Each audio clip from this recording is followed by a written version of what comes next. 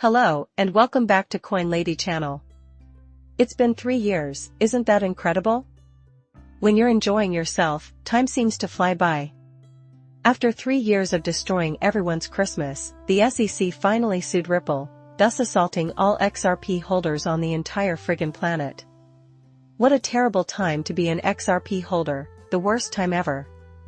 Honestly, I can honestly state that the first few days were the most difficult time of my life as an XRP holder, and it's not even close to being related to the cryptocurrency itself, ordinary XRP, price volatility, or its practicality. This is due to the fact that the SEC onslaught caused widespread anxiety and doubt.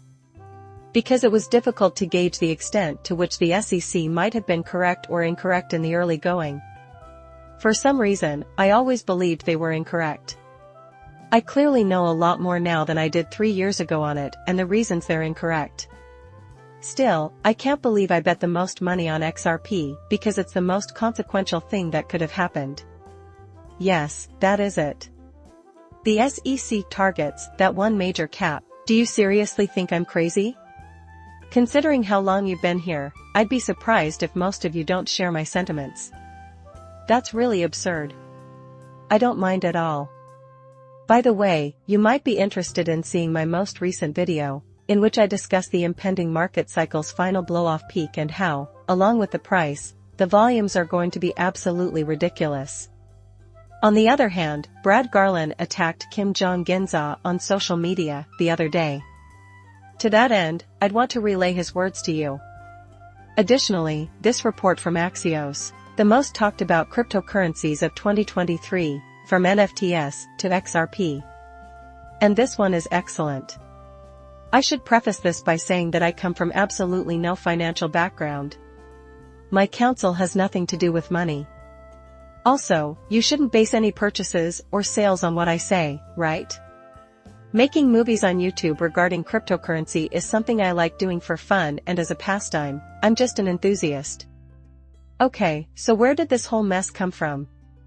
Kim Gensler has posted anything on XREDS social media site. I don't sure whether he's actually typing anything with those silly little fingers, but he did it again, writing some complete and utter gibberish.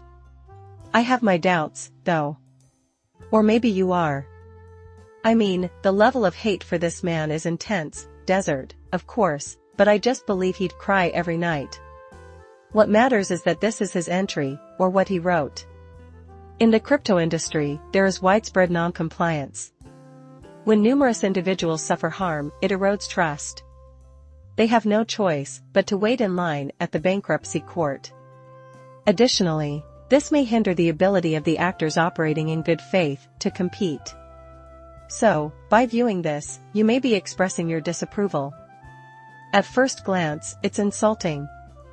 It seems as if Kim Jong-un were to arrive today accompanied by a savior. Has anybody seen a single human being?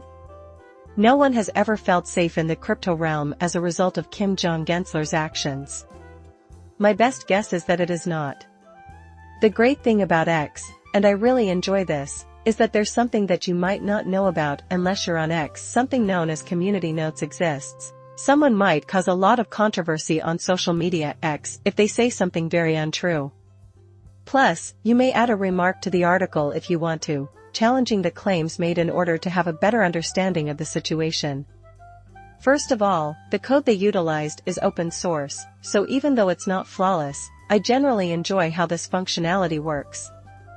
Because of this, you can see exactly how it works. It's completely transparent. Plus, it's clearly implemented uniformly throughout the platform. Okay, I see.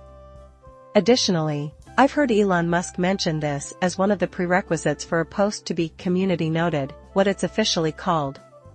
People who would typically dispute with each other must reach an agreement and state, yeah, actually, what you wrote there was wrong. Here's what's right, with the community remarks appended. I mean, that's quite lofty. Assuming that a group of individuals who typically disagree can find common ground on this particular issue. It's not a certainty, but the likelihood of it being true is high.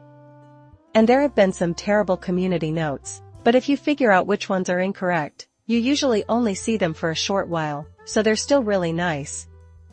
However, he appropriately garnered community attention here. For years, members of the Reddit community and crypto companies like Coinbase, a public company whose listing the SEC oversaw, have sought clarification on SEC recommendations for compliance.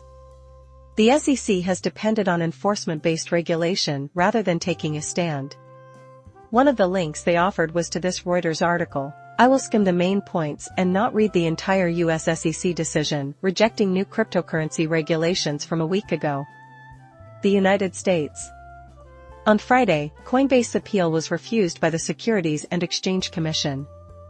Global wanted the government to establish new regulations for the digital assets industry, which the biggest cryptocurrency exchange in the nation subsequently wanted to fight in court.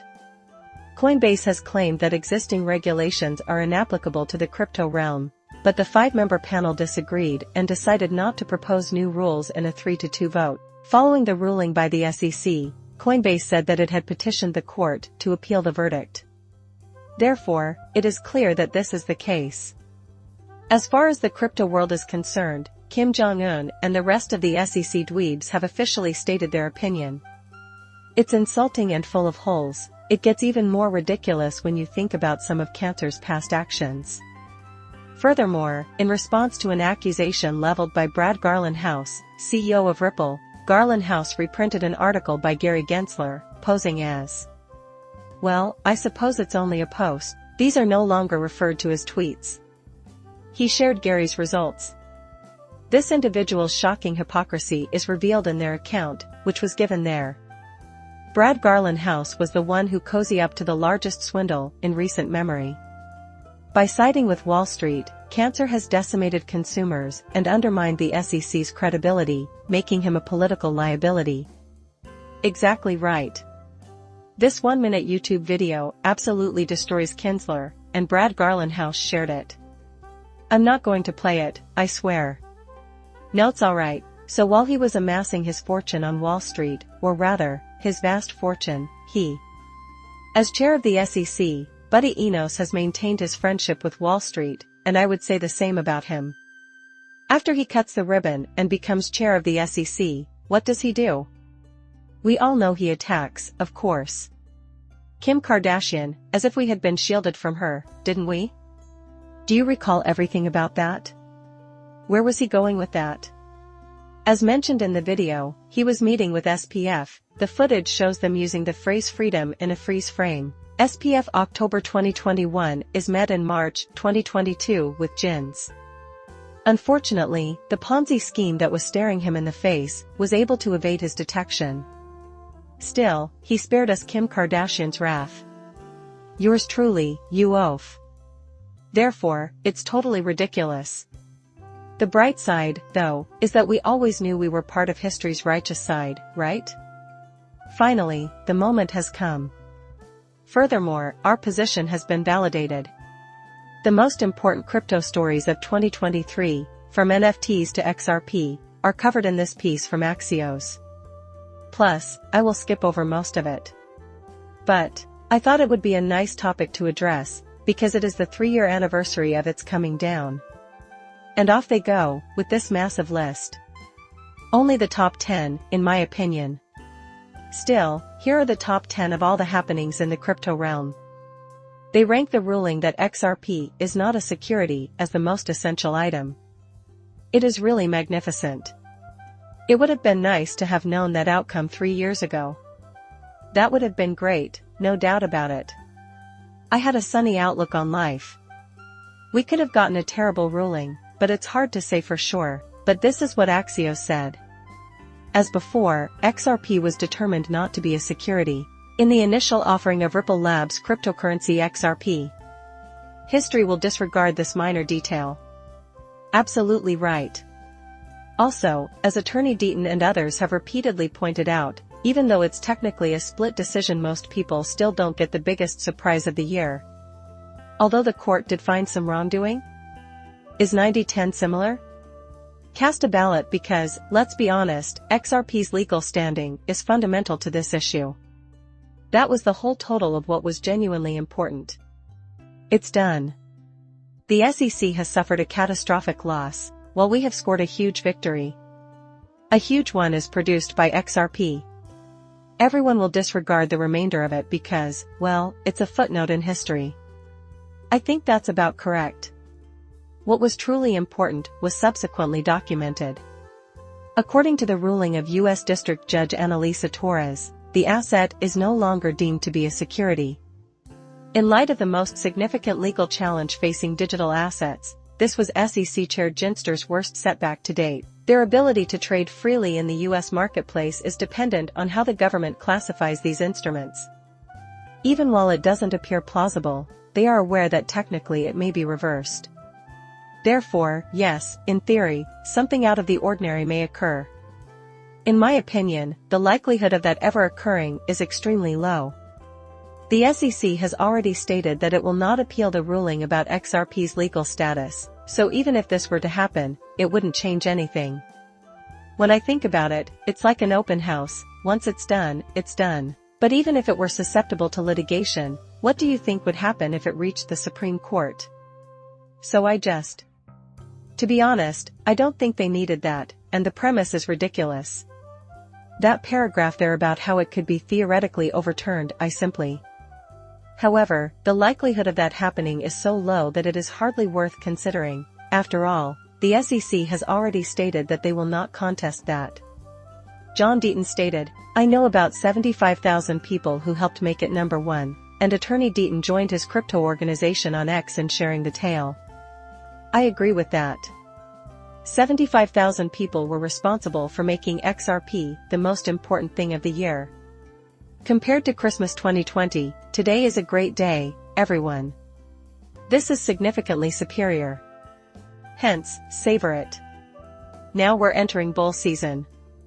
Bull season is upon us, after all. Thus, savor this. Right now is when XRP is at its highest value. Being an XRP holder right now is the most enjoyable experience of my life, for the simple reason that I am in a strong position, and I am certain that that new option will materialize at some unspecified time in the future. Plus, XRP will enter the price discovery phase. I could be completely mistaken and it could go to zero, but I really don't think that's the most likely scenario. Consequently, the outcome will depend on chance. Don't put your money where your mouth is. I'm not a financial advisor. Please like and subscribe my channel. See you later, bye.